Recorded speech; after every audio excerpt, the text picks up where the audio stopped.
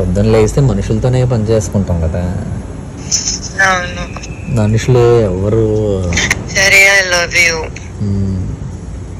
కొంచెం రొమాంటిక్ మాట్లాడదామా? వద్దులే, అది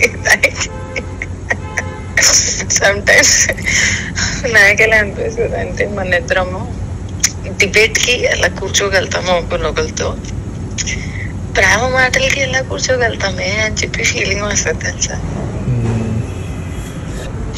నాకు నా చెయ్యి జుట్టు మీద పెట్టాలని ఉంటది, దగ్గర తీసుకోవాలని ఉంటది, కౌగిలించుకోవాలని ఉంటది, హార్ట్ బీట్ వినాలని ఉంటది. I want to listen to your breath. నువ్వు పడుకునేటప్పుడు చూడటం ఇష్టము. ఎంత మంచిగా పడుకుంటావు, ప్రశాంతమైన నిద్ర, సాఫ్ట్ బాడీ ఉంటది, సెన్సిటివ్. అసలు ఎంత బేబీ మాయిశ్చరైజర్ అంటే చిన్నప్పుడు మాయిశ్చరైజర్ బాగా ఎక్కువ వేసేసారేమో. కళ్ళు ఎంతో బాగుంటాయి. అసలు కృష్ణుడు లాంటి కళ్ళు తెలుసా, నిజంగా చాలా బాగున్నాయి.